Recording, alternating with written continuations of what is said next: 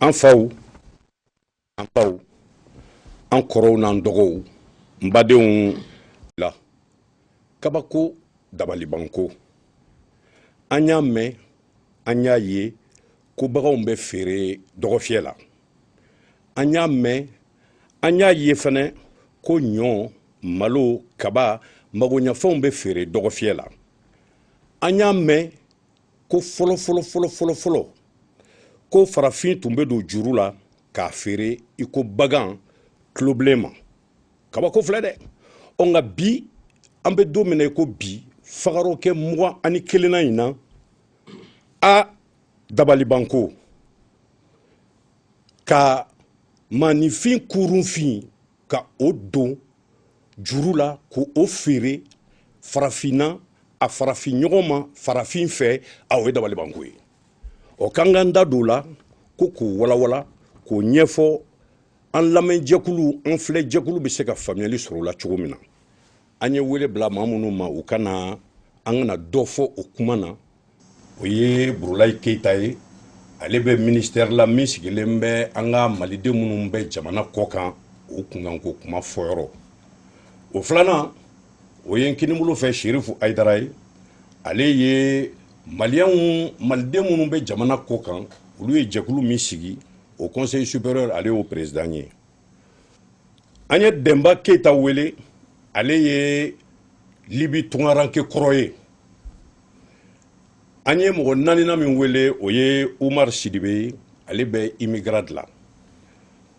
Ni maa 4 ko an kana dɔ fɔ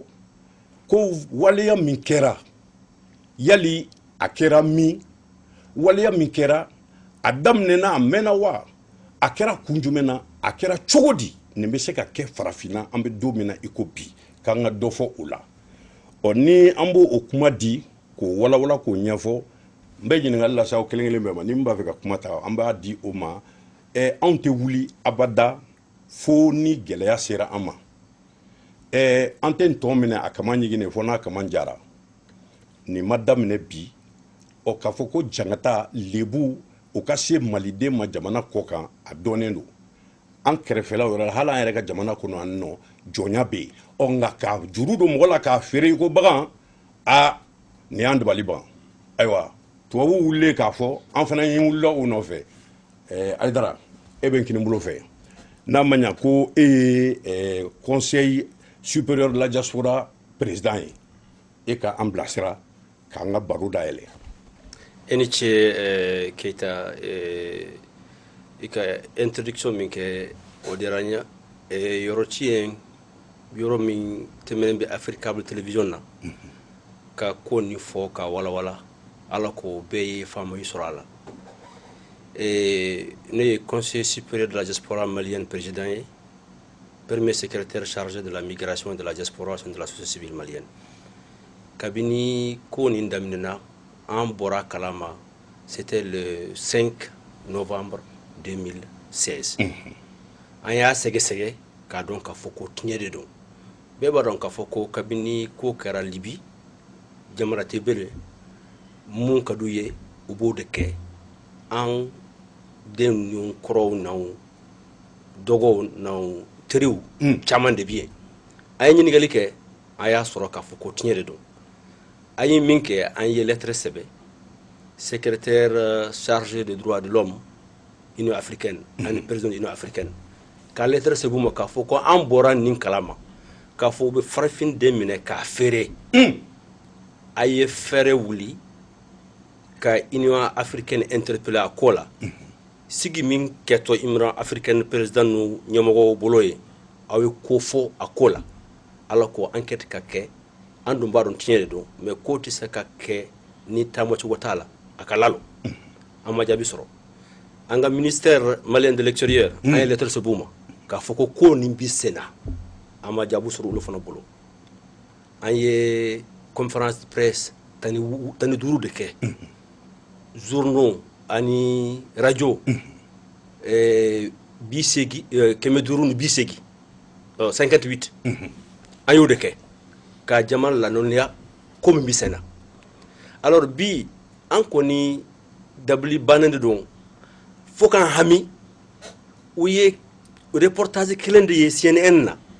o reportage kelen wo bonen France Info la jamana be ki wuli kilo iba fo ko bora kalama 600 ima don fon o fon e ko doy o yo ko bade e aw bora kalama aw Union Europe ni ko keraye aw bo kalama parce que aw France jamana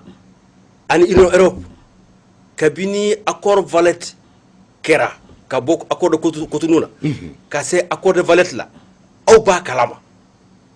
e aw France bita fraction fla munu bi Libi ku la sigi ñon fe ku kuma ñoya ko ala ko ne dabla e ko min kanka dabla aw no de don ni Libi tina Libi tien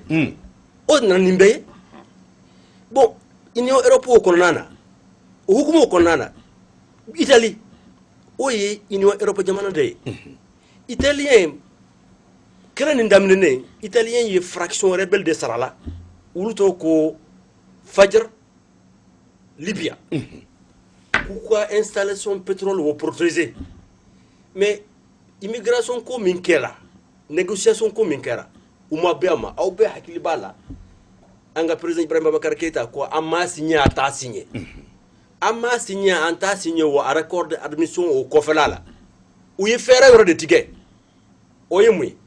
ka fraction rebelle nunu sara munu yi dole no ka foko terroriste de no ku sara ka we faire bedeke farafin den kana se Europe donc ni yo sara awdun kanki wuli ka adama den dambe na hake na droit fembe latle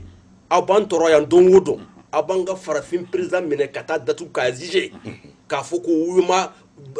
Saria laboto adama dema aw bina fraction rebelle de Sara ka foko farafin kana se Europe donc o de kenen an kuna ambulo o de kenen ka nin ko nin lawaria ou ye farafin den mine ka fere parce que ulu bolo ou ye yamariya soro ou ka fon ke akani alko kana se ulu ka jatemine ni farafin minena ka goshi ka fere sira kele mumbu bole munu hakili bala u ba fa kata nu ya don o tatu donc jo no de do Europe de note voilà munu libiti et Union africaine fana jamana fon tumbe Libye chaman ambassade poraye mais chaman fana ambassade toraye ou beba kalama anga gouvernement ba kalama parce que anga la sigi dempie ou ba da ko faire là est-ce que awya don kele anga ministre wula ka foko moko be faire Libye donc bede no bi ni konina Union africaine Europe au bebala amma donc kelen parti politique mais opposition te mouvance te mais ya kuma fo fo vidéo imbone donc comme ni do minanga kuma ni lalo ni ronina ka kuma di anga panelisme pour que do fala bashite fait vrai bien nimbi fo ambesuma aywa Keita Boulaye Keita ebe ministère la mimbe malien munum be jamana ko kam mbulu kan ko fo yali akobe chogodi voilà magma inti ni baraji ambe fin be émission sur ça ambe bela jana parce que ni problème ni be kungo de don kojugo be kungo de don mais ni ka foko ni image bolen de kera sababu be ka wuli kuma chara ni image de ko fait mais je pense que anka jamana mini ama bi kono pour que ka wuli immigration be zéro chogo mina ka solution ni nala o lambe exemple kelen de di ne jatimina ke jamana chamana ibe jamana mi soro ko ministère kelen de be min jolendo essentiellement a demunu be ko fait aka dogo iba soro toujours ani fero mais aka dogo ne jatimina ka jamana ka tan santane ko bi ministère jolembe essentiellement malé munu be ko fait ko ka ko nyenini ko deme ni gilabo ka chogo mina ka se ko deme ka dobo o gelena et min fle ka fo Libi ka 600 ka fo ko gelea be Libi je pense que akuma ma fo a folote nié en tout cas malla ne jatimina ka anga ministry ariya nilis wakati chama ka se ka ta Libi mais Libi be gelea mina bibina ibita ini jombe kuma n'i y'a mɛn ko minisiri bɛ wuli ka taa kuma jamana wɛrɛ mɔgɔw fɛ n ko la de ni mɔgɔ bɛ taa de o jamana tigi n'a n'o tigi bɛ se ka sigi ka kuma ka bɛn kɔ la de ou bien n'o bɔra yen an ka minisiri ye fɛn bɛɛ kɛ pour que ka se ka taa mais ni mɔgɔ tɛ yen min b'i reçoit k'a fɔ ko nin ye jamana ɲɛmɔgɔ de a bɛ se ka bɛn kɔ la mais c'est vrai mais an ka ambassadeur bɛ yen ambassadeur caman de taara presque ni m'a fɔ a bɛɛ ambassadeur caman de taara mais an ka ambassadeur ko ni mɔgɔ kelen bɛ yen ni malien de don a bɛ to yen a tɛ taa ka malien to yen Haut Conseil des Maliens de l'extérieur président bɛ yen Haruna Jara depuis ko in daminɛna a ko tant que ni malien kelen bɛ yen ale fana tɛ bɔ ka mɔgɔ to yen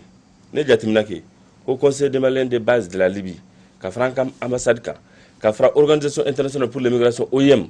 olu de bolo faralen bɛ ɲɔgɔn kan gɛlɛya min bɛ an ka mɔgɔw kan dɔ bɛ se ka bɔ a la cogo jumɛn an nana k'a fɔ an ka ministère bɛ mission caman kɛ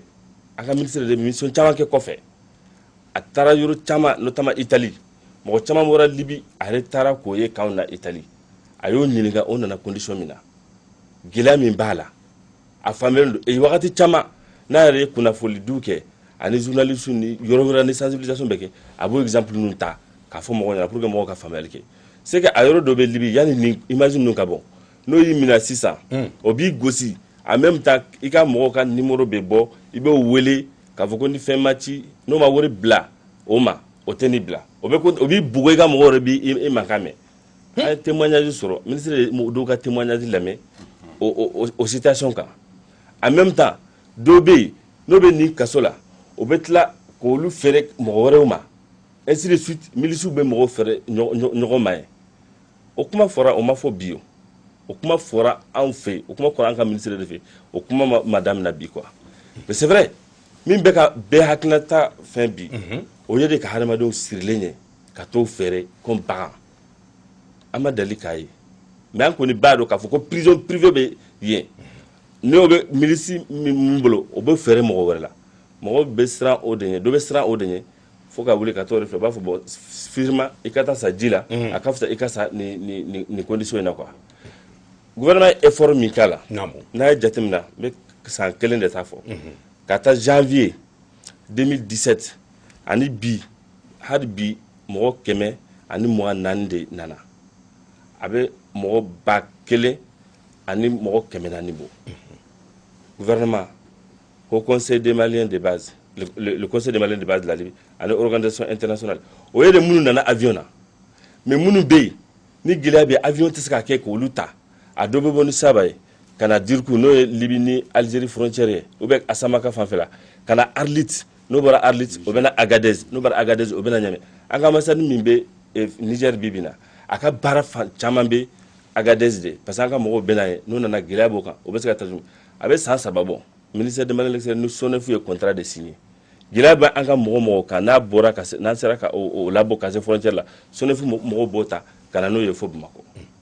donc k'a fɔ ko fɛn tɛ ka kɛ u bɛ fɛn ma kɛ o ye a faamuyabaliya de ye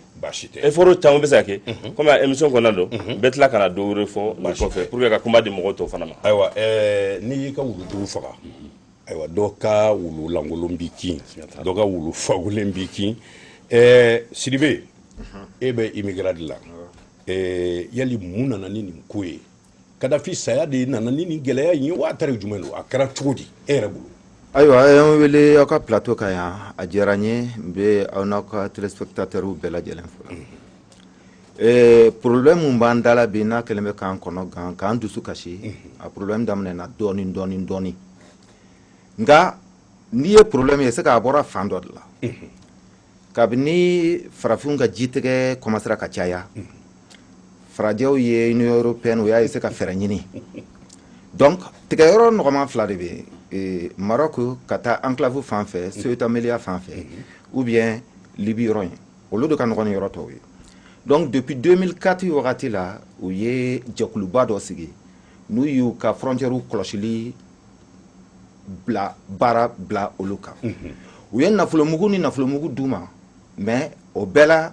mɔgɔw bɛ ka commencer ka taga mɔgɔw bɛ ka continuer ka taga mɔgɔw bɛ ka continuer ka taga donc sisan o sera arabu jamana ninnu de ma donc ka partenariat dɔ signé u fɛ donc o partenariat nin kɔnɔ donc a kɛra sisan comme u y'u ka frontière bɔ Europe ka frontière nin turu ka na farafinna donc ni tun bɛ hali Mauritanie yan fan na i tun bɛ gardien civil ye o n'a ɲɔgɔnna caman caman mais o bɛɛ kɛra o ma se ka fɛn najɔ donc n'aw hakili b'a la sani Kadafi ka fanga ka ban wagati kɛra a tun bɛ to k'a fɔ ko ka miliyari 5 d'a ma ko n'o tɛ k'a bɛ da u yɛrɛ donc maintenant comme u tɛ fɛ farafin ka se Union européenne tɛ fɛ farafin ka s'u ka espace kan tugun donc u ye libyens de sous-traitance de don c'est-à-dire aw bɛ se k'a kɛ cogo o cogo a y'a kɛ ten pour que mɔgɔ kana se an ma tugun parce que n'i y'a jateminɛ 2014 la mɔgɔ 3,000 ani 270 de tora ji la 2015 la 3,771 ani 71 2016 la mɔgɔ 3,000 ni 800 n'i y'a kɛ ɲɔgɔn kan mɔgɔ 10,800 kɔ de don donc sisan u ye nafolomugu de di Libi ma ka Libi kaw labɛn parce que an bɛɛ b'a dɔn Libi tɛ jamana basigilen ye bi donc n'i ye nafolomugu di mɔgɔw ma k'u bila baara la aw y'a kɛ cogo cogo ninnu kana s'an ma donc olu fana bɛ se k'a kɛ cogo min u y'a kɛ ten de komi wari bɛ sɔrɔ tɛmɛli la sisan a fɔra k'an kana tɛmɛ donc n'an bɛ se ka feere an bɛ feere donc o de nana ni problème ye o de la an y'a fɔ jɔkawuli ninnu na an ko Libi ambassade t'an sigiyɔrɔ ye komi fɛn in balila ka cun de yɔrɔ mun y'an sigiyɔrɔ ye o ye Union européenne ka représentation da de ye an bɛ n'an sigi yen de an tɛ wuli sunɔgɔ mana mun na o bɛ taa o bɛ bɛn ni dɔw natɔ ye an bɛ to yen fo problème nin ka ɲɛnabɔ parce que problème ni an ka tiɲɛ fɔ ɲɔgɔn ye bi ko m'a bila yen a fɔra a mɛnna c'est vrai que CNN ka vidéo y'a ko juguya mais a se t'an ka jamanaw ye an kana musalakaw kuma fɔ donc minnu y'a tiɲɛ il faut que u ka taga k'a labɛn parce que adamadenw ni ko de don mɔgɔ caman de bɛ yen bi se t'u ye dabali t'u ye u bloquelen bɛ yen bi mɔgɔ si tɛ se k'a fɔ o institution tɛ yen o gouvernement tɛ yen o baarakɛyɔrɔ tɛ yen k'i bɛ se k'a fɔ bi ko farafin hakɛ nin k'o de balannen bɛ Libi minɛcogo jugu la kɔsa in na ni vidéo nin bɔlen an ka farafin jamana dɔ mɔgɔw dimina u dusu y'u kɛɲɛ u ye Libyen kelen sɔrɔ u ye ko dɔ k'a la mais sisan a bɔra feereli la u bɛ ka mɔgɔw kan tigɛ u bɛ ka adamadenw kan tigɛ de bi donc a bɔra adamadenya la a kɛra baganya ye donc bi wajibi de don an ka mɔgɔ minnu bɛ yen fo ni mun kɔni tɛ na dɛ parce que n'i y'o fɔ mɔgɔ ye mɔgɔ min ma tunga k'a t'a faamu ka kɛ gɛlɛya la taga ka k'i nɔfɛ i ka tila k'i ba k'i tɛ segin an minnu ye tungarankɛ kɔrɔ ye an b'a dɔn parce que u b'a fɔ saya ka fisa ni malo ye e bɔra e tun b'i débrouiller e y'o bɛɛ feere i y'i ka kiosque feere ka wari dɔ minɛ yan fɛ ka dɔ juru ta yan fɛ k'o ka ɲɔgɔn kan ka taga a ma ɲɛ i bɛ na cogo di i bɛ na mun fɔ donc o problème fana bɛ yen mais hakili la an t'a bɛ s'a ma émission kɔnɔ baasi tɛ Demba Keita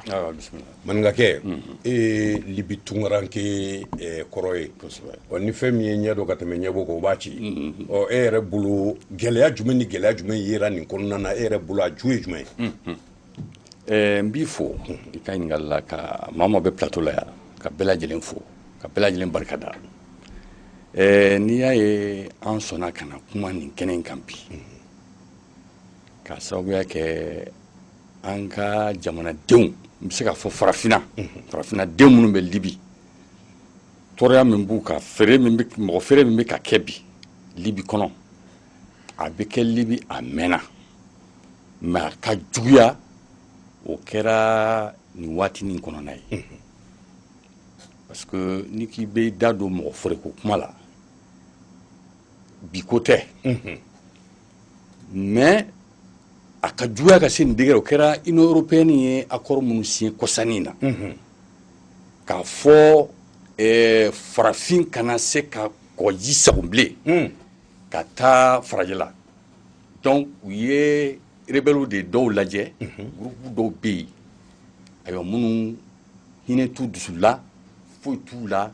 ayiwa ni min fɔra o b'o kɛ adamaden na sariya tɛ yen foyi tɛ yen u mago tɛ foyi la donc u ye wari don dɔw de ma parce que an balima minnu bɛ yen u b'an wele k'a fɔ an ɲɛna depuis waati jan ka ca san 3 ye k'a fɔ u tɔɔrɔlen don bi kosɛbɛ Libi i tɛ se ka bɔ ka taa hali butigi la dugu dɔw la Libi ni farafin n'u ye dɔrɔn u bɛ minɛ n'u dun y'i minɛ dɔrɔn i talen de hali ka bɔ ka taa dumuni kɛ kɛnɛma parce que Libyen yɛrɛ an k'a fɔ fɔlɔ u tɛ finman fɛ mɔgɔ jɛman ninnu tɛ finman fɛ an bɛɛ b'o dɔn mais u mago b'an an ka baara k'u bolo o kosɔn u b'an to yen waati dɔw kɔnɔna la an bɛ baaraw kɛ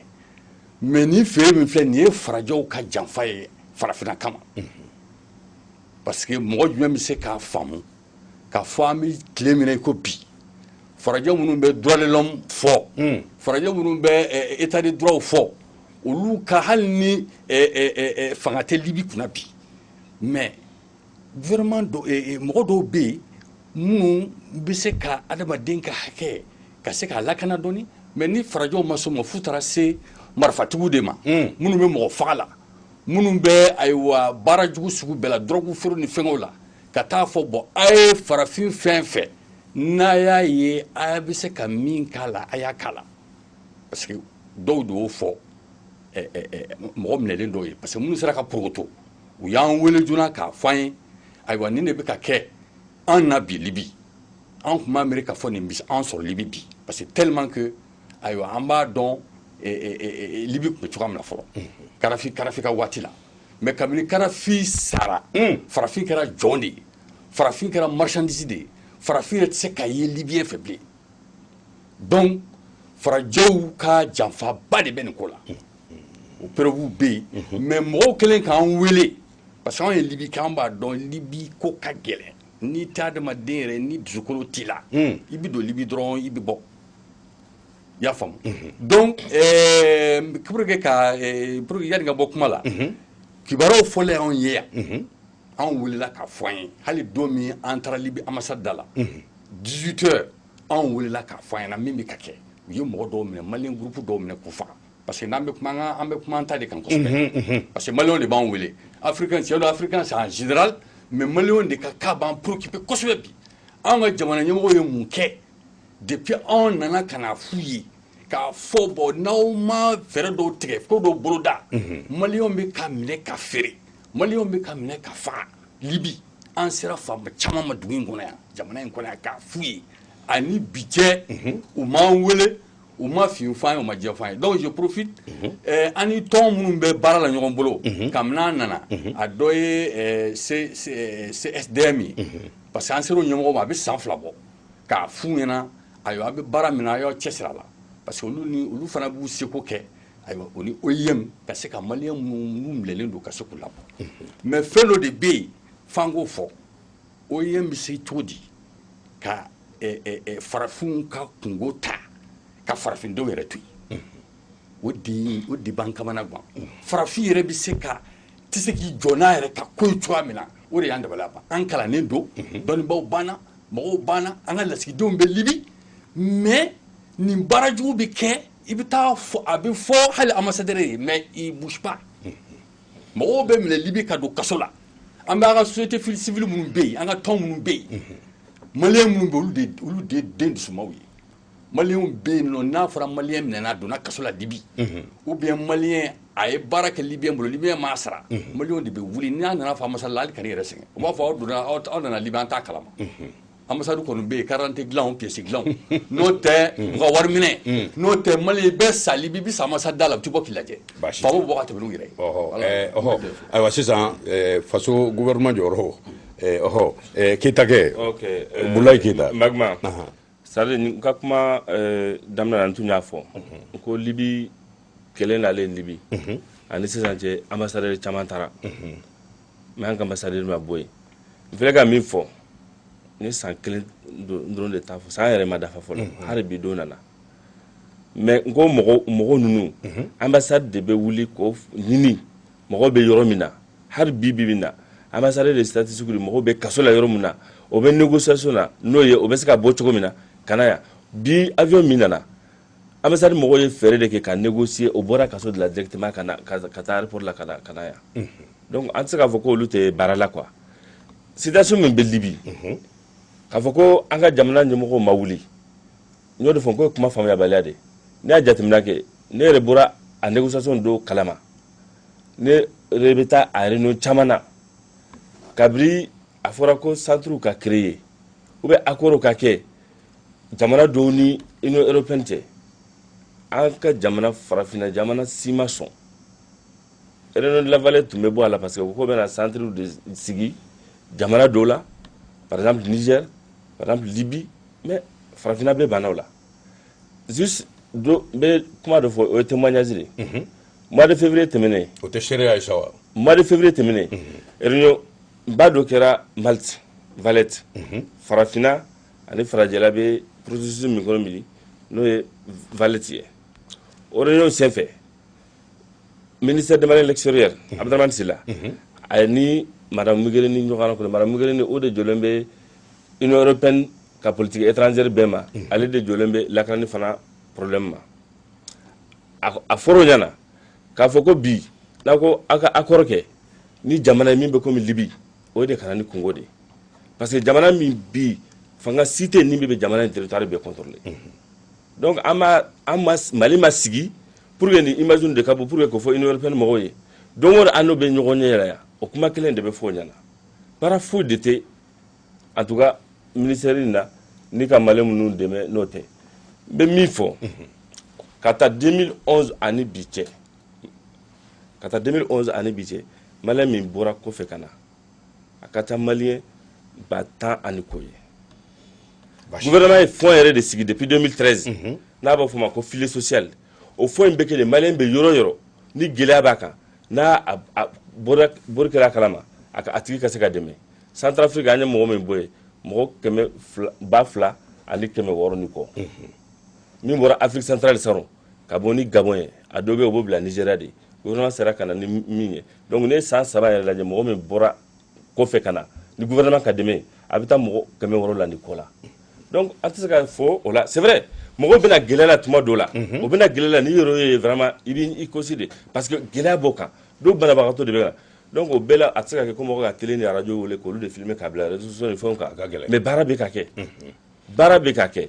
donc k'a fɔ ko baara tɛ kɛ o y'a faamuyabaliya de baasi tɛ baara bɛ ka kɛ nka i b'a dɔn an fɛ yan nɔ tiɲɛ man d'an ye tiɲɛ man d'an ye mɔgɔw ko k'aw kana t'u ka jamana kan k'aw kana se u fɛ yen o munna an ka mɔgɔw bɛ taga munna Très bien. Bon, Aïdara. Bon, ay bɛɛ bɛ kuma sɔrɔ voilà kuma sɔrɔ kelen-kelen munna an ka mɔgɔw bɛ taa u ko a ye fɛɛrɛ kɛ ninnu kana don an bara munna an tɛ to an fɛ yan alors u ko tunga tɛ danbe dɔn tunga tɛ danbe dɔn an bɛ taa parce que fɛɛrɛ t'an ɲɛ an bɛ taa parce que gouvernement ye min ye gouvernement nin ye u ti richesse créer farafinden ye choix sɔrɔ n bɛ to yan n bɛ taa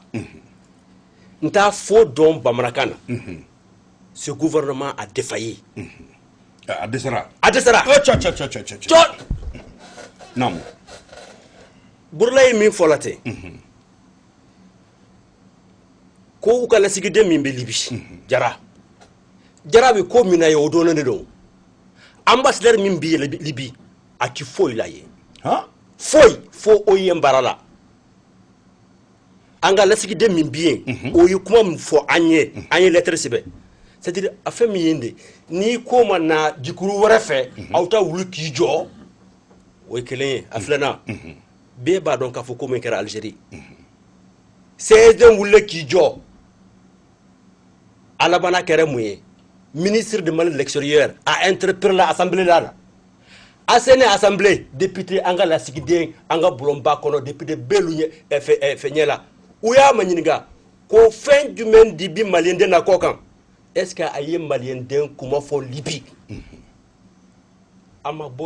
tɛmɛ kalo kelen na u y'a ɲininka a ma fɔ pourquoi ministre kuturu mun mɛn bolonda kɔnɔ k'i ma ɲininka ko mun de kɛra an ka maliyɛnden na duɲa fan bɛɛ Libi ani Algérie a ma fɛn fɔ o don a b'a kalama Burula ye munna go ni ministre b'a ka baara la a fɔ dɔn de ye o ye k'a fɔ ko an ka maliyɛnden minnu bɛ Libi deko minnu b'i kan u bɛ minɛ ka feere aw y'a wuli k'i jɔ pour que m'o fɔ donc i ka dɔn i ko an ye tiɲɛ fɔ ɲɔgɔn ye an bɛ tiɲɛ de fɔ ɲɔgɔn ye o baara bɛ kɛ ministère la ale Burula ɲɔgɔn a caman de bɛ yen u se ko ye min u b'a kɛ mais an ka ministre tɛ foyi la kuma caman kɔ Libi ko nin na ani Algérie ko nin na n'an tun ma wuli k'i jɔ i b'a sɔrɔ ha bi Algérie bɛ farafinden minɛ min kɛra u b'o kɛ et puis a ye fɛn dɔ fɔ sisan mɔgɔ min ye télévision lajɛ la u b'a kan k'a faamu où tu y maliden y minana Algérie kana bla tamarachet qui nous bla faux 7 km de frontière ou buta makata ou kas tile binani ani duru do ke ka bo Arlit ka se Agadez do wodon bi wella do wodon tribunal duru autrement Mali disara ka million temps là-bas kana bi iba foka foko contrat obi sur son FT en comment en société civile en sera premier ministre fait au don il y a sur commission algérienne tout nana anga mankan wuliko premier ministre ka foko ministre ye ko ay ferebe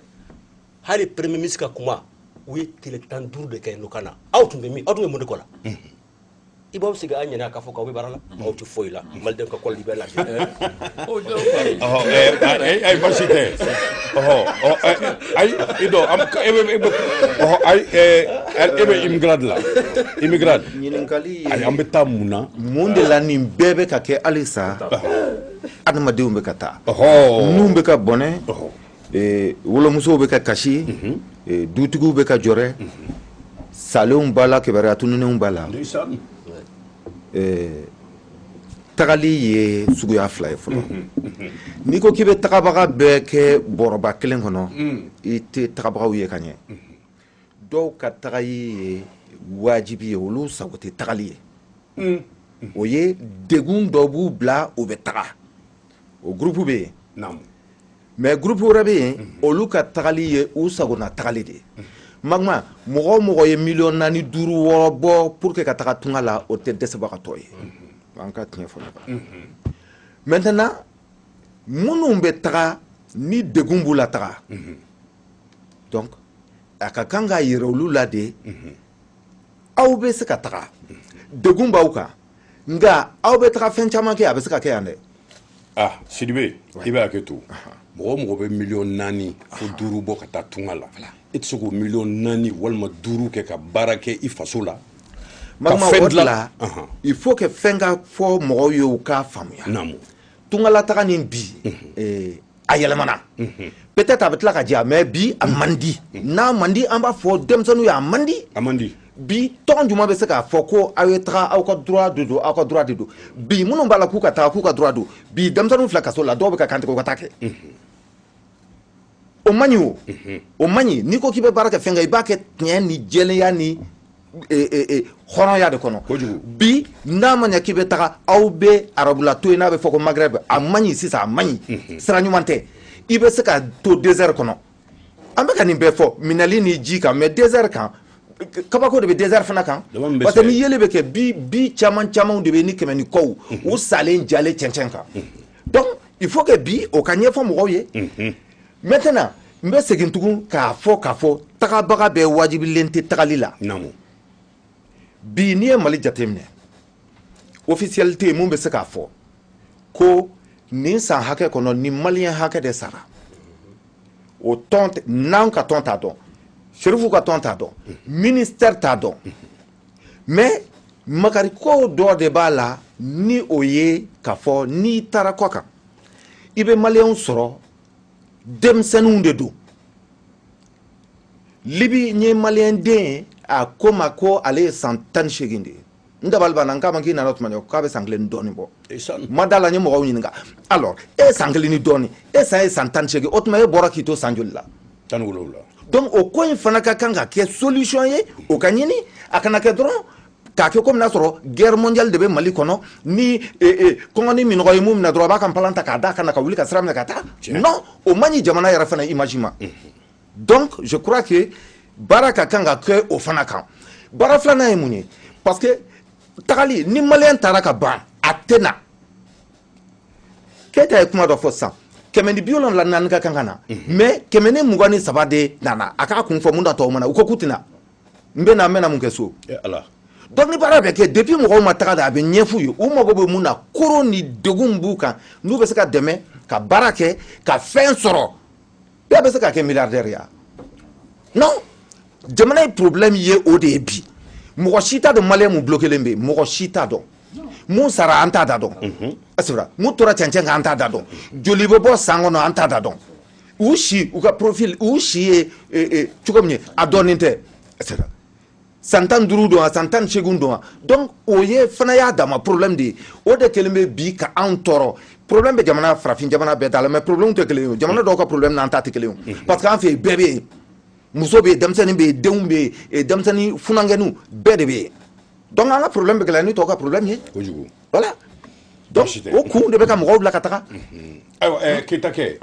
e ye san caman kɛ Libi ɔ e ta kun tun ye jumɛn ye e taara kun jumɛn na oui c'est ça anw ta kun o tun ye an invitera parce que an ni Libyen dɔw ye ɲɔgɔn dɔn yan donc o sababuya la anw taara mais anw talen anw ni ambassade tun bɛ ɲɔgɔn kalama parce que tuma bɛɛ a y'a sɔrɔ Ousmane Tanja l'ex-ambassadeur du Mali en Libye Ousmane Tanja n'a ɲɛ bɛ n'a tulo bɛ na anw tun bɛ taa ale fɛn fɛn bɛ kɛ an tun bɛ taa an n'a b'a fɔ ɲɔgɔn fɛ donc an taara baara bolo ma anw yɛrɛ ni Libyɛnw nana Mali la yan o san n'an ni Libyɛnw nana yan maintenant toujours mɔgɔ feereko kuma in o de bɛ k'an ni tɔɔrɔ an bɛna kuma o de kan halisa parce que an y'a fɔ an ye jamana ɲɛmɔgɔw bɔ a kalama ayi i b'a dɔn an ka ɲɔgɔn dɔ faamu i b'a dɔn n ko an y'o fɔ o ko sisan mɔgɔw ko an ye feereliko kuma in fɔ mɔgɔw ko an m'a fɔ ka nɔgɔ bɔ a la awɔ an bɛ tila ka nɔgɔ bɔ a la nka n bɛ yɔrɔ min kan sisan u ko k'an kana se i fɛ yen i kana taa an fɛ yen ɔ n'a fɔra k'i kana taa an fɛ yen n ko munna i tɛ to i bara Sidibekɛ ko dɔw bɛ 4 millions 5 millions bɔ ka taa yaro 4 millions n'o 1 million i tɛ se k'o labaara i fa jamana kan wa tout à fait ɔ n ko e ka taga kun kɛra jumɛn ye aw taara baara sira de fɛ ɔhɔ i ye gɛlɛya ni gɛlɛya mun sɔrɔ an b'a fɔ i k'o de ɲɛfɔ an na sisan kana don feereko na fɔlɔ parce que feereko an bɛna wɔlɔwɔlɔ spécifiquement ne n bɛ se ka fɔ n ma gɛlɛya sɔrɔ parce que ne jatigi tun ye Libyɛnw ye l'ambassadeur du Mali à l'époque peut témoigner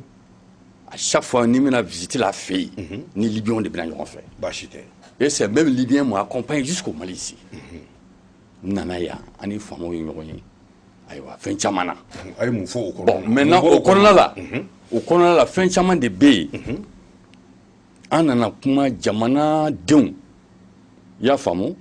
u bɛ se ka dɛmɛ cogoya min ka baara kɛ an fɛ yan parce que Libyɛn ingénieur dɔw tun b'a la minnu delila ka baara kɛ Karafi ka waati la ɲɔnɔ les ingénieurs agronomes kelen tun b'a la o ye ingénieur agronome ye kelen tun b'a la fana o ye industriel ye parce que Karafi tun ye fond dɔ bila Libye n'u b'a fɛ ka na baara kɛ farafinna a wari kasa bɛ ka bon kosɛbɛ ne yɛrɛ tun t'a kalama Libye ninnu de y'a fɔ an ɲɛna ko bon n'i b'a fɛ an ka ko kɛ ɲɔgɔn fɛ donc problème t'a la fɛɛrɛ kɛ ayiwa i ka démarche min kan ka kɛ auprès de vos autorités pour que an ka se ka na o baaraw fɛngɛ mais an nana an ma ɲɛ sɔrɔ a la parce que an sera minnu ma bon ils nous ont montré que vraiment u ye fɛn caman de fɔra u ye fɛn caman de fɔ kɔnɔna la surafɛnko ni a fɛn bon a ko cayara Libyɛnw découragera a wari diyɔrɔ ka ca voilà Libyɛnw découragera u taara i y'a faamu o kɛra yanni Karafi bɛ faga Faransɛw fɛ bon donc Libi n b'a fɔ an kana taa an bɛ taa mais dɔw yɛrɛ tɛ o puisque an bɛ fɛ ka taa dɔw yɛrɛ tɛ taa Libi kama o dɔw bɛ tɛmɛ de la majeure partie minnu bɛ yen bi Libi ni u bɛ kasow la n'u bɛ ka feere a bɛɛ minɛna ji kan de a bɛɛ ye tɛmɛsennaw ye a bɛɛ ye tɛmɛsennaw de ye la majeure partie i y'a faamu n'o tɛ maliyɛnw bɛ yen nɔ halisa mɔgɔw b'an wele dɔw bɛ yen dɔw n'u musow bɛ yen hali kɔsa in na dɔw bɔra yan ka n'u denw bila yan parce que sera ekɔli la don ye muso ka tila ka segin duguma sira fɛ ka taa fo ne yɛrɛ dabali la a sera a ye n wele i y'a faamu mais Union européenne de nana ni min filɛ senna mɔgɔ feere nin dɛ f'an k'an insister o de kan bon et puis fana ne bɛ maliyɛn minnu bɛ Libi olu de bɛ maliyɛn ɲɔgɔnw dɛmɛ n'o tɛ ambassade kɔni ambassade ka kuma mais n tɛ k'o de f'i ɲɛna wa i y'a faamu wa parce que anw bɛ waati min hali n'i taara ambassade la k'a fɔ bon ni Libyɛn bɛ fɛ ka nin ko in kɛ Mali autorités tɛ tulo duman bila k'i sɛgɛrɛ baasi tɛ i y'a fɔ faamuna Bulayi ne jaabi o question de mun b'a kɛ mɔgɔw bɛ taa a b'o fɔ o ɲɛna o kana taa ne b'o de jaabi o de jaabi voilà donc n'i y'a jateminɛ an ka jamana ye tagama jamana de kabiri lawuli a mɛnna n'i ye jateminɛ kɛ bi maliyɛn min bɛ kɔfɛ ni statistique minnu bɛ yen a bɛ taa fo 4 millions na mais ko kelen de bɛ ka mɔgɔw hakiliw ɲagami bi o 4 millions na 3 millions ni ko o bɛɛ bɛ farafin jamanaw de la peut-être o la portion dɔ bɛ yen n'o tantilen don ka taa Europe mais comme pour plusieurs raisons o image de be soro o image de be dunya bela avec mo nyana ko bébé wuli kata Europe dronde alors que anga mo be yere akado para akad atifoye par rapport anga mo mo Afrique mais mo na mo beta ne anga jamana laje communauté de be notamment Marakaw o lu fait takama be do yere ka sociologiquement abe do haramade yere ka lamola quoi ça veut dire qu'abe participer e ka formation de la quoi il faut que e ka bode kata kofe ka takama katla kana pour que mo ka ko vraiment ye chede obe amaro har bibi ne statistique mo be bo kaymar la kata kofe akacha kosobe donc ça c'est oye culturel oye culturel ça veut dire que au catégorie na s'il veut faire comme il faut ça ministère de l'Intérieur ambe campagne de sensibilisation chamanke ate fo fana ka fo ko mo be ti da dugubaw de kono am ta fo tugudaw la de fo tugudaw la demso be bo dugu mununa ani demso ambe be fana ngonka ambe baroke madla ministre de bake muna aw beta alors que jibe yoro dola ko be yoro dola ni bera keraye abaka aw deme ka toya mais do ba fo bon ne beta parce que ni mata nte jatere haddu kono ni mata ite jatere haddu kono en même temps ayre be mo wala ko ba fo anya million duru di doma anya million woro di doma pour que anga dem so gasa ka visa soro kata mais ne rebet la ko lu tugu nyinga est ce anga ni jamana ko no ya mal kono est ce que million nani million duru million woro be mo mbolo est ce que tigé fantande bo ne jatem na dem se fe be bo en faire ça veut dire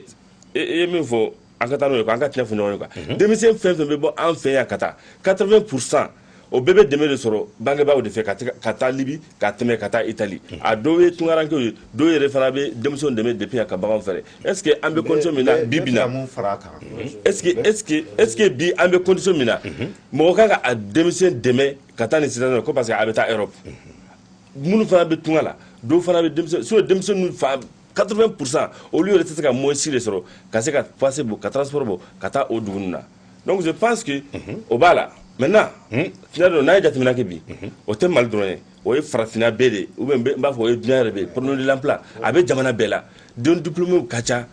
no obora kalanso la o te bara soro adobe na sa dama no o lube ba fo donc ni fente sora beta ni rore folo la ambaro ka tume marché mali ni a jatimina Côte d'Ivoire flé Côte d'Ivoire mo chamambe no beta école kamogala chamambe no beta infirmière chamambe no beta médecin Gabon c'est pareil malien chamambe mais bibi na fait nous te marché il faut que en cas de ko bi trama be gelala anga comportement c'est mais kavoka ambeta ko parce que ça de kavoka kata ça ne marche pas gelabe mais il faut que ambi anga do an kuna fana parce que on a dan kuna ko faut tambola tsaka faut ke ay kuma fo a plupart ambe boy ambeta Libye ou ambeta Espagne ou Italie ou ambeta forbara de ke ambeta jardin baro de ke mais yanko be kambula dugu do bambula jibe santan kalofla mais faut te kenaye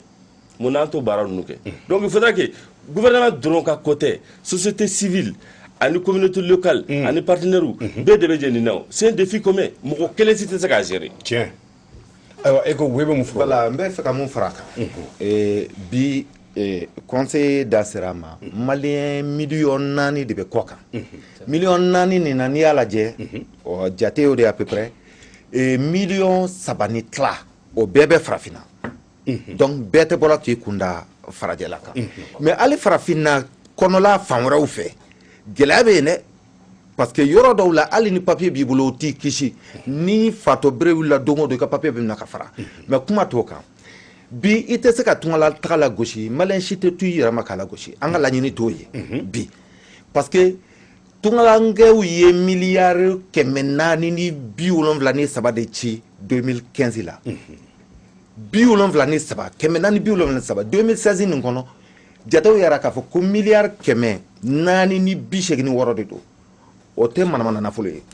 kalane be na anga école de diolo deme université la o te tlonge fe Radisson ye diaspora o be migration tono dawde lañini to lañini e munye c'est que ni sray mañini wakati ni na ayabla maintenant be ka kule ka foko ni matakante ka ramade donc faut baraka ko fana kan ka ira mo la e denga flabe bolo islam so isku nyoko muso dentara ayika buguso ay bimbo sanfa ka ke toli e teme o teme ni beteme denga kuna krefe ni koko a cheutara ute ubate buguso kuna tu tol daru ka sokuna mais abetaka a bɛ taga parce que an y'a kaw ye dɛ an ka baara de don an ka baara ye terrain kan yɛrɛ de n bɛ dɔ dɔn k'a ko k'a tɛ taa Seline Keita a ko k'a tɛ taga yɔrɔ si a m'a laɲini ka taga masa tun bɛ to ka nin kuma sugu de fɔ don dɔ la a taara gɛrɛn na o y'a sɔrɔ kɔɲɔmuso de b'a bila ni den fitinin a maɲumantɔ ye a kalifa mais a taara a tora ji la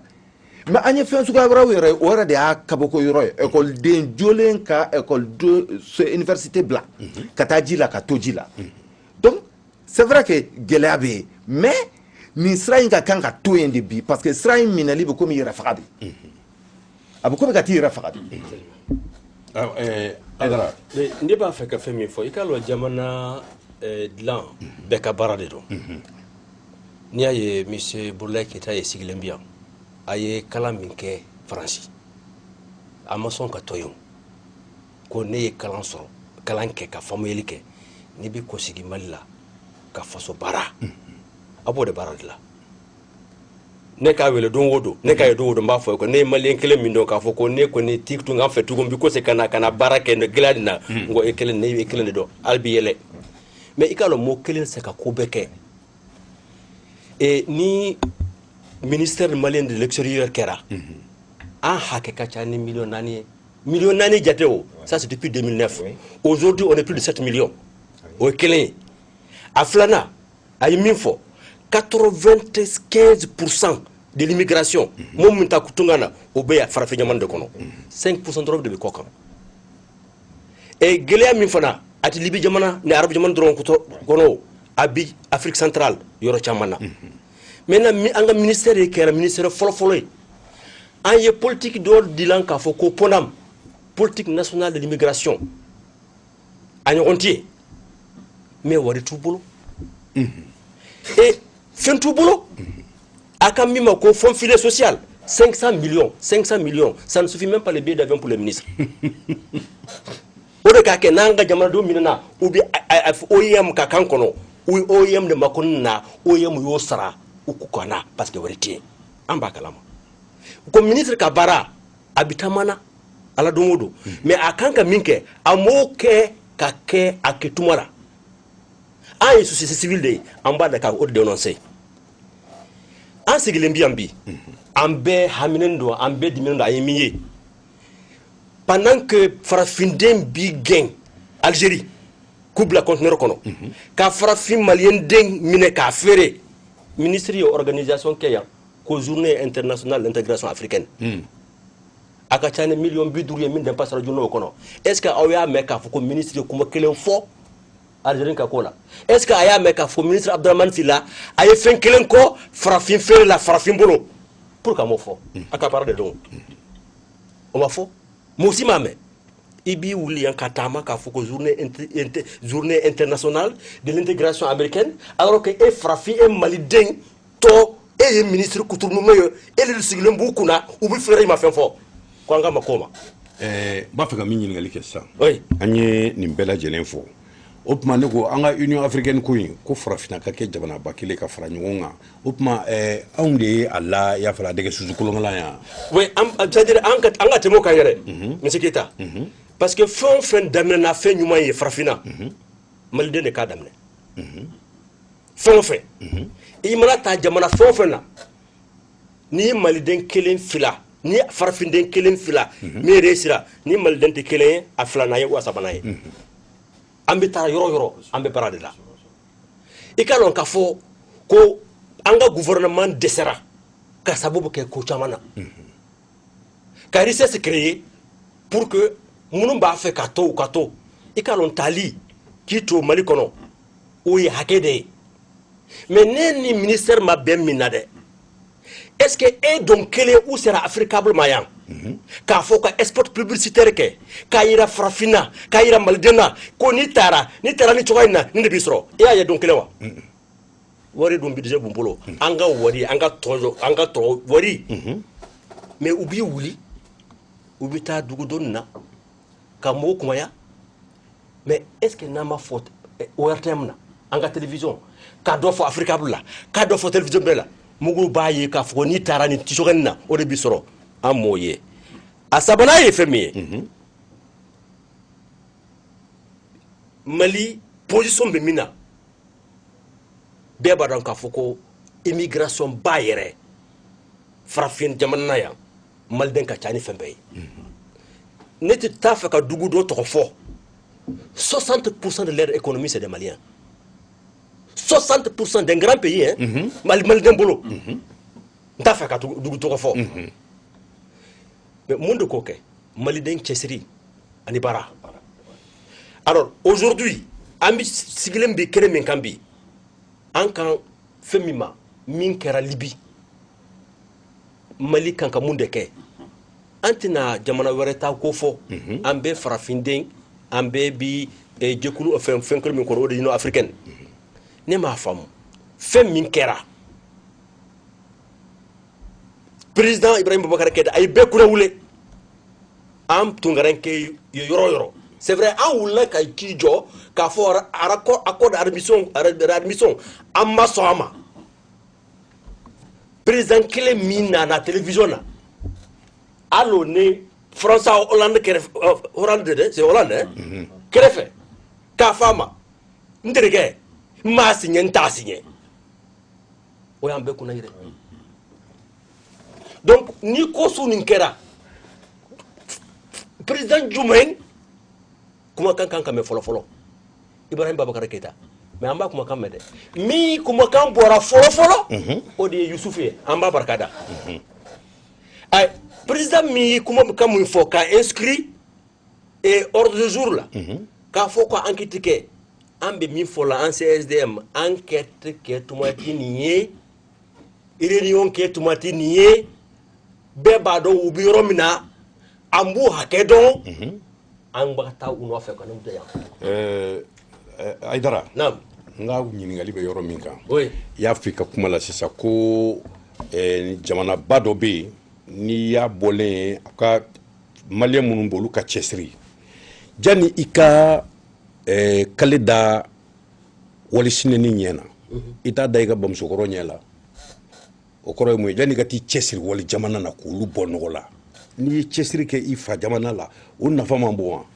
O ka bɔ ni fɛn bɛɛ ye i ka dɔn ko n'a a kɛcogo Burulayi bon dɔ kan tɛmɛ ne kan ne fana ye tunkaranke ye ne taara tunkan na yɔrɔ min na n'a fɔra ko dɔw kɛra fɛn ye ne jate fana b'a la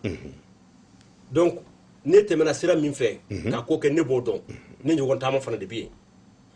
yen u bɛ baara min na u ka politique nationale d'immigration ni gouvernement sɔnna ka wari d'u ma u bɛna caman kɛ i ka dɔn an CSDM an bɛ tiɲɛ fɔ hali n'a ma di i ye an b'a fɔ olu kan an b'a fɔ gouvernement kan an b'a fɔ président kan i ka dɔn k'a fɔ ko ni Mali sigilen bi an n'an ka problème mun mɛn Monsieur Keïta est-ce que i b'a dɔn k'a fɔ pourquoi an tɛ guerre civile la i b'o sababu dɔn wa a sababu tɛ fɛn wɛrɛ ye parce que an maliden minnu bɛ tunkan na an de bɛna wari lana an ka baramɔgɔw ma fan caman bɛ Mali la bi gouvernement tɛ yen ministère kuturu mun mɛn an ka ministère ka bon ni ministère Mali ministère bɛɛ kɛnɛ bɛ ɲɔgɔn kan parce que ministère kelen min bɛ Mali fɛ lakisi k'a labali an ka taa guerre civile la o ye ministère Mali l'extérieur mais i b'a dɔn u b'u ka budget dɔn 2 milliards filet social budget o 500 millions n'i ye président Ibrahim Boubacar Keïta k'a lajɛ a bɛ fɛn min kɛ taama na san kɔnɔ a ka ca n'o ye. Ayiwa an bɛna baro kuncɛ n ka cɛ maninkakɛ ko an bɛ kuma laban di e ma i ka an bilasira ko a kɛlen bɛ ka fɛɛrɛ jumɛn ni fɛɛrɛ jumɛn tigɛ nin ko bɛ se ka ban cogo di. Alors pour que a fɛɛrɛ ka se ka ban Mali sigilen tɛ ɲɛɲini bɛ ka kɛ fan bɛɛ ni ye jateminɛ kɛ n y'a fɔ ko an ka jamana problème caman b'an ka jamana kan mais n'i y'a ye gouvernement politique nationale adopté c'est que bi na an tɛ se ka sigi plateau in na heure kelen kɔnɔ k'a fɔ nin domaine ni nin domaine ni nin domaine na nin kɛra politique nationale kan mais a tɛna mɛn évaluation kɛra à mi parcours an bɛna kunnafonidina wele tuguni k'a bɛɛ présenter action minnu réalisera o kɔnɔ o ye kelen ye n bɛ min fɔ politique ye gafe min ye bɛɛ de jɛlen b'a la gouvernement ka rôle bɛ yen société civile o rôle bɛ yen partenaire technique et financier o rôle bɛ yen donc pour que dɔ ka se ka bɔ tagama an bɛ gɛlɛya min na bi bi in na an ka action fanba dɔ ye campagne de sensibilisation ye hali bi bi in na équipe dɔ bɛ Nara ani Kolokani ne jateminɛ kɛ depuis san in daminɛna Kayi an ye cercle de Kayi kɛ ka Keɲeba kɛ ka Kita kɛ ka Jema kɛ ka Yelimane kɛ an bolo yen an tilara ka taa Kulukoro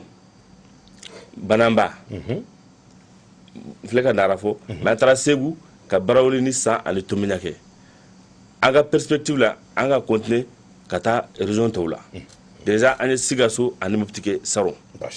o ye de an denmisɛnw bɛ sigi k'a yɔrɔ la k'a fɔ ko gɛlɛya bɛ yen mais en même temps denmisɛnw ka tila k'a fɔ an ɲɛna vraiment ni yɔrɔ parce que n'i ko mɔgɔ ma k'a kana taa a b'a fɔ an tɛ taa mais aw bɛ se ka an dɛmɛ ni fɛn jumɛn ye a bɛ ɲini denmisɛnw fɛ o yɛrɛ ka se k'a fɔ ko an bɛ nin kɔfɛ ne jateminɛ kɛ sisan je pense que Umar bɛ ale bɛ se k'a témoigner parce que Umar bɛ baara kɛ Bafulabe cercle kan kosɛbɛ 2014 ani 15 an ye sensibilisation caman kɛ Bafulabe cercle la 2016 kɔnɔna na an ye financement minnu sɔrɔ an ye denmisɛnw dɔ former an ye muso groupe dɔ former pour que olu ka se ka tagama dɔ ka se ka bɔ a la donc o san fila in na ka taa 2015 ni bi cɛ an ye mɔgɔ minnu accompagner mɔgɔ 1200 an bɛ k'o suivi maintenant an ma dan o ma comme an ye min fɔ an ka jamana ye jamana min ye ni k'a fɔ ko an b'a fɔ k'a nɔgɔya ko fɛn bɛ yen an bɛ se ka nin bɛɛ kɛ bi o de kana sigi ka mɔgɔw ka nkalon de tigɛ je pense que an t'o kɛnɛ kan quoi an kan ka tiɲɛ de fɔ ɲɔgɔn ye Valette kɔfɛ Valette ni Farafina ani Farajɛla ɲɛmɔgɔ bɛɛ ɲɔgɔn sɔrɔ ye 2015 novembre 2015 Mali yɛrɛ représentant an ka jamana ɲɛmɔgɔ ye plan d'action min adoptera ye k'a fɔ ko an ka se ka fɛɛrɛ jumɛn tigɛ pour que gɛlɛya min bɛ tagama la dɔ ka se ka bɔ a la an ka fɛɛrɛ jumɛn tigɛ minnu bɛ tunga la o ka baara min bɛ ka kɛ yan dɔ bɛ se ka fara nafa kan a fɔra de ko Mali ye jamana prioritaire dɔ la ka sabu a dɔn politique bɛ jamana minnu bolo yen an tun bɛ taa Valette 2015 Nigeria Mali y'a filanan ye donc Mali kɛra comme ni jamana min kan ka dɛmɛ o cadre kɔnɔna na ka tɛmɛ jamana caman kan o sababu kɔnɔna na n b'a fɛ k'o de fɔ gouvernement ye négociation kɛ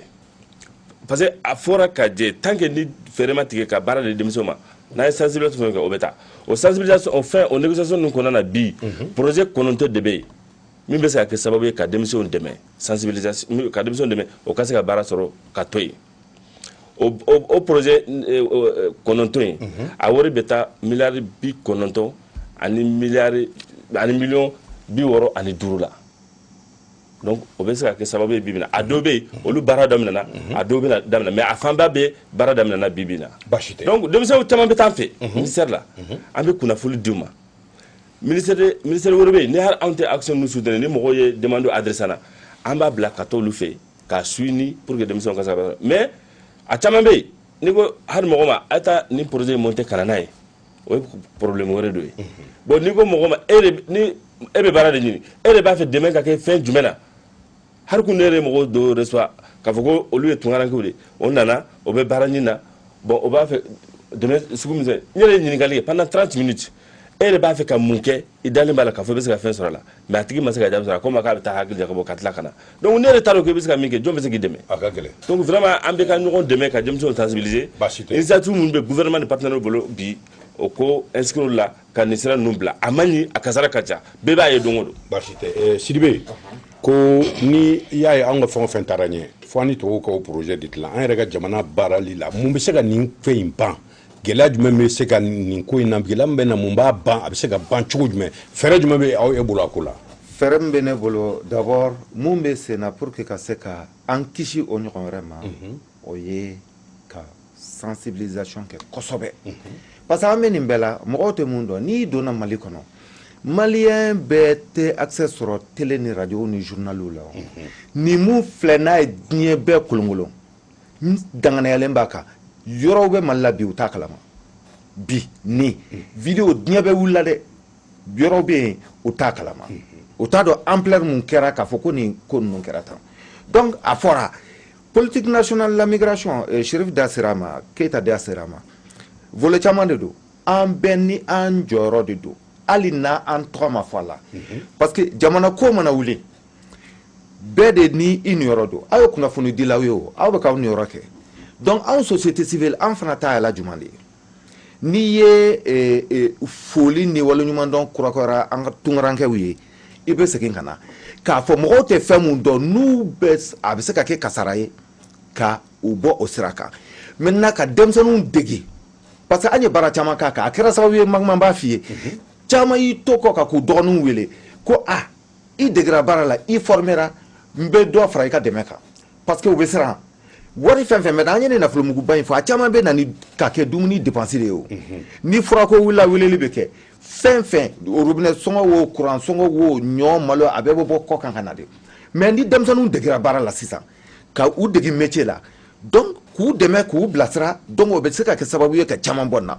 maintenant mun ye organisation internationale pour la migration ani Union africaine ka jɔyɔrɔ ye nin ko in na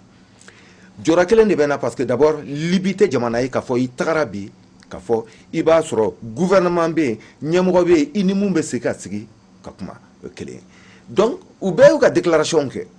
bi n y'a mɛn an ka kunnafoniw la parce que an minnu ye société civile ye an bɛ kunnafoni caman caman di ɲɔgɔn ma ko nin bɛ ka kɛ yɔrɔ dɔw la hali fanga kunkuru mun bɛ Libi bi olu yɛrɛ tɛ se ka s'a kɛnɛ kan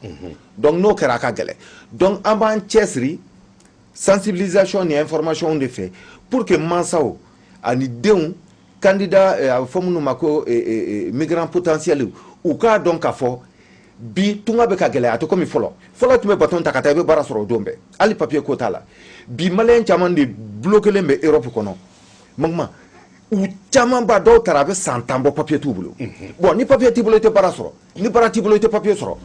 donc jamana o sariya sugu de sigilen don n'a bɛ fɔ ko loi rétroactive n'u ɲɛ ka na fɛn fɛn na u bɛ sariya dɔ parce que mun bɛ farajɛ koron fɛn kelen pe de don n bɛna mun kɛ a kana kɛ sariya kɔnɔ donc u ka sariya bɛ yɛlɛma yɛlɛma tuma bɛɛ donc bi o problème de bɛ yen donc an ka mɔgɔw de dacilen bɛ Italie ni France ni Grèce ninnu na u taara a mɛnna a dɔw an y'a fɔ cogo min dɔw y'u ka activité tiɲɛ ka juruw ta dɔw y'u ka terrain feere dɔw y'u ka kiosques feere ka taga i ye ni dépense bɛɛ kɛ ka taa baara t'i bolo donc sisan an bɛɛ k'an jɔ an jɔyɔrɔ la n'o ye ka continuer ka fara gouvernement kan parce que ni kisi de don bi n'i ko k'i bɛ information sensibilisation fɔ bi i b'a ta ni nin kisi hokumu de ye donc foli ni tanu encore une fois an ka diaspora parce que dɔw sɔnna k'u tɛ wari di u dɔgɔninw ma tugun ka tɛmɛ Maghreb fɛ ko ni se ma k'u ye dɔrɔn ka avion billet ni visa ɲini donc Maghreb dugumala in k'o bɔra la pewu donc an ka foli b'u ye an b'aw fo ka waleɲuman dɔn nin diyara n ye a bɛnn'an ma farafin bɛ feereli min kɛra Libi Afrikabulu ye hakilina sɔrɔ ka nin baro sigi kɛ walasa an ka se ka dɔɔnin fɔ a la hakili la aw ye camanba faamu an bɛ Bulayi Keyita fo ka Sherif Hayidara fo ni ale président conseil supérieur de la diaspora ka o fo ka Demba Keyita fo ale ye Libi tungaragɛn kɔrɔ ye ka Umar Sidibe fo ale ye immigrant maa ye Bulayi Keyita ni ale ministère des Maliens de l'extérieur de ka foli ani tanu lase aw bɛɛ ma aw yɛrɛ mun tun bɛ k'an lajɛ fɛnɛ k'aw fo ka waleɲuman dɔn a k'an bɛn wagati wɛrɛ